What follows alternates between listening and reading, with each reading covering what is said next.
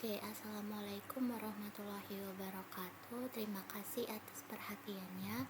Saya Fadila Nur Hasanah, NPM 2478204 dan pada kesempatan kali ini saya akan menjelaskan materi dari Cisco Netachat. Seperti yang kita tahu, kita saat ini sudah memasuki course ENSA atau Enterprise Networking Security and Automation, dan fokus utama kita pada kali ini itu adalah membedah modul 1 yang berjudul Single Area OSPF versi 2 konsep.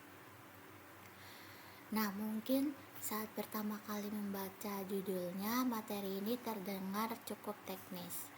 Jadi, OSPF adalah singkatan dari Open Source Path First, yang merupakan salah satu protokol routing yang paling banyak digunakan di dunia industri dan infrastruktur jaringan saat ini. Nah, modul pertama ini adalah fondasi konseptual kita. Jadi teman-teman tidak perlu khawatir karena di modul ini kita belum akan menyentuh konfigurasi command line yang rumit. Kita akan memahami konsep dasarnya terlebih dahulu agar nanti saat melakukan lab kita sudah mengerti bagaimana cara kerjanya.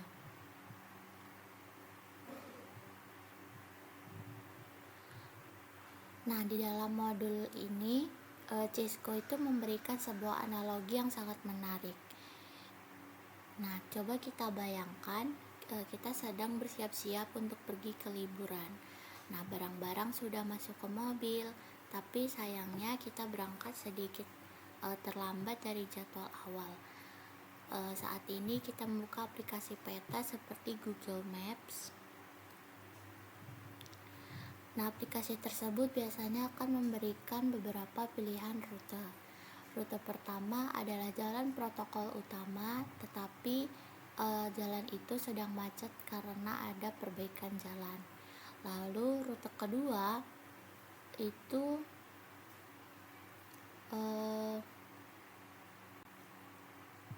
jalan yang melewati pegunungan, tapi rute ini menawarkan pemandangan yang indah dan waktunya itu bertambah 1 jam lebih lama karena jalannya yang berkelok-kelok.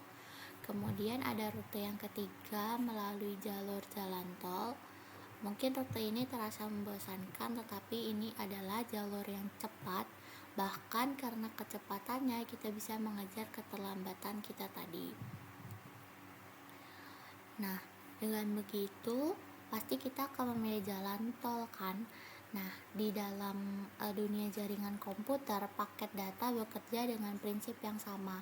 Paket data tidak membutuhkan pemandangan yang indah. Tujuan utamanya cuma satu, yaitu mencapai tempat tujuan atau destination dari titik awal secepat mungkin. Nah, disinilah OSPF mengambil peran. Open Source Path First dirancang secara khusus untuk mencari jalur tercepat dan paling efisien. Dengan memahami OSPF, kita akan mengerti bagaimana router-router di perusahaan skala besar saling berkomunikasi untuk menentukan rute terbaik.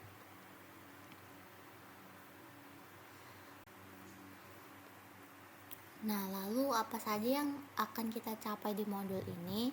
Nah, jika kita melihat di bagian 1.02 ini, tujuan utama dari pembelajaran ini adalah agar kita mampu menjelaskan bagaimana single area OSPF beroperasi dengan baik di dalam jaringan point-to-point maupun jaringan broadcast multi-access. Nah, untuk mencapai tujuan tersebut, modul ini dibagi jadi 3 topik utama. Yang pertama itu ada OSPF Feature and Characteristic. Nah, di topik pertama ini kita akan mempelajari sifat-sifat dasar OSPF. Lalu kita akan bahas algoritma apa yang digunakan untuk menghitung jalur terpendek dan bagaimana karakteristik protokol saat ini dijalankan di dalam jaringan. Nah, yang kedua ada OSPF paket. Router itu membutuhkan sebuah standar komunikasi untuk saling bertukar informasi. Mereka berkomunikasi menggunakan OSPF paket. kita akan mempelajari jenis-jenis paket apa saja yang dikirimkan oleh router saat mereka ingin menyapa router tetangga atau saat mereka ingin memperbarui router jaringan. Dan yang ketiga itu ada OSPF operation. Nah, di topik ini kita menjelaskan prosesnya dari awal sampai akhir. Mulai dari saat router baru dihidupkan, lalu router mencari tetangganya, terus saling bertukar informasi topologi, hingga akhirnya mampu memilih rute terbaik untuk dimasukkan ke dalam routing table.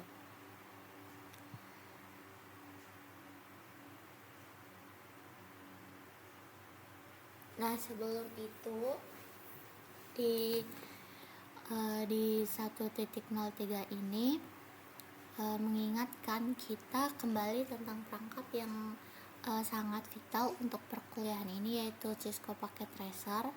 Nah, bagi kita yang belum memperbarui aplikasinya, sangat disarankan untuk mengunduh versi terbarunya.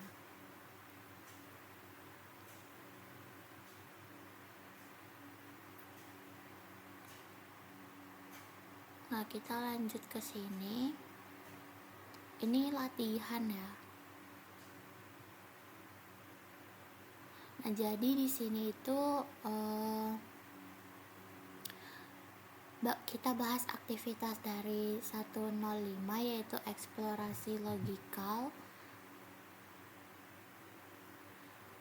Biasanya kita lebih sering menggunakan logical mode di mana layar itu terlihat putih bersih dan kita menyusun router dan switch secara konseptual. Namun Cisco juga menyediakan physical mode untuk teman-teman supaya lebih mudah untuk memahaminya.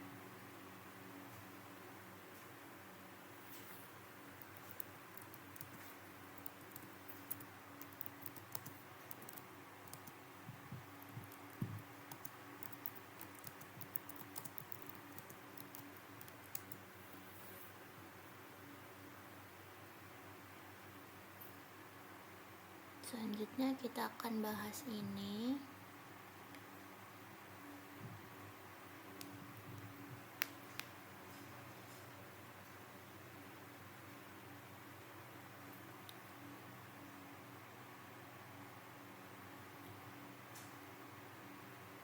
Nah, setelah kita paham kenapa OSPF itu penting dan sudah mengeksplorasi paket tracer, sekarang kita masuk ke inti dari modul ini, yaitu bagian fitur dan karakteristik dari OSPF.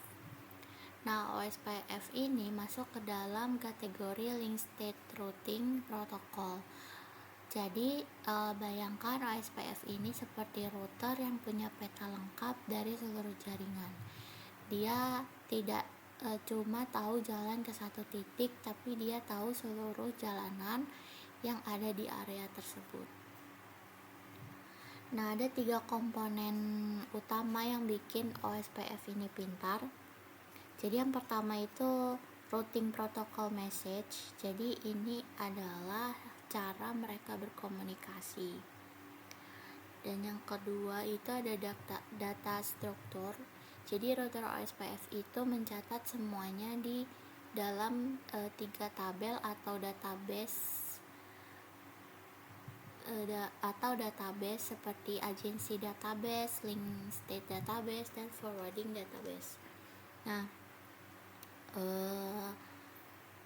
ibaratnya kayak mereka punya buku catatan khusus buat nulis siapa aja tetangganya dan rute mana aja yang tersedia.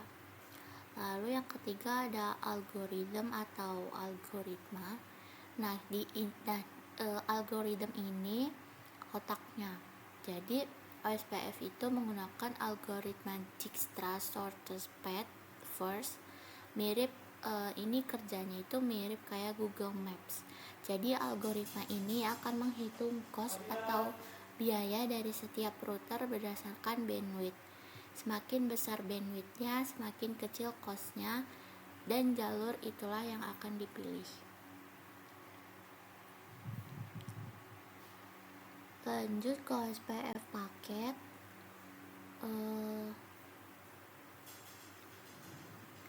Kita akan membahas bagaimana cara router-router ini saling mengobrol. Teman-teman pasti tahu, router itu kan benda mati. Nah, mereka butuh bahasa standar untuk tukar informasi. Jadi OSPF punya 5 jenis paket komunikasi, yaitu ada hello paket. Nah, ini yang paling dasar. Ibarat kita punya tetangga baru, pasti kita nyapa dulu kayak, halo, saya router A, kamu siapa, kayak gitu kan. Nah, di paket ini itu dipakai untuk mencari dan menjaga hubungan dengan neighbornya. Lalu yang kedua ada database description paket. Nah, setelah kenalan, mereka mulai pamer isi buku catatannya secara ringkas, kayak saya punya rute ke jaringan X nih, kayak gini, kayak gitu. Nah, selanjutnya itu link state request. Kalau ada router yang merasa, saya belum tahu router itu, nah dia akan mengirim link state request itu untuk meminta detailnya. Lalu yang keempat ada link state update. Ini itu paket balasannya, isinya adalah detail lengkap dari router yang diminta link state request ini tadi. Dan yang terakhir ada link state acknowledgement, sebagai tanda terima yang sopan, kayak ini tuh link state acknowledgement itu kayak tanda terima kasih gitu, kayak oke, datanya udah saya terima ya, terima kasih, kayak gitu. Nah, lanjut ke OSPF, operasi OSPF. Di sini kita melihat prosesnya, dari awal router dinyalakan sampai mereka bisa bekerja sama.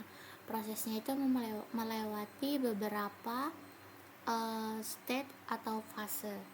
Nah, bisa dibilang seperti fase operasi. Nah, jadi yang pertama kita dimulai dari down state atau belum komunikasi sama sekali, lalu masuk ke init state dan two way state. Di sini mereka saling sapa pakai hello paket tadi dan sepakat jadi tetangga. Kemudian masuk ke fase pertukaran data kayak extract exchange dan loading state. Nah, di sini paket DBD tadi, terus di sini pakai DBD, LSR sama LSU tadi itu mulai berterbangan. Mereka saling menyamakan buku catatan atau database-nya sampai di titik terakhir mereka di full state. Di sini itu semua router sudah punya database yang 100% sama dan sudah selesai menghitung rutenya masing-masing. Kalau sudah full state, jaringan kita sudah stabil atau coverage. Nah, sebagai penutup dari semua konsep yang sudah kita bahas, mulai dari cara OSPF memilih jalur tercepat, jenis-jenis paket komunikasinya, sampai fase-fase operasinya, semua itu bertujuan agar teman-teman memiliki fondasi yang kuat. Nah, di modul-modul berikutnya seperti modul 2, kita akan mempraktikkan cara mengonfigurasi teori-teori di dalam perangkat Cisco sesungguhnya. Nah, sekian presentasi dan bedah modul dari saya. Jika materi yang rasanya terlalu cepat atau ingin didiskusikan lebih lanjut, kalian bisa belajar dari modul 1 ini. Terima kasih banyak. Saya akhiri. Wassalamualaikum warahmatullahi wabarakatuh.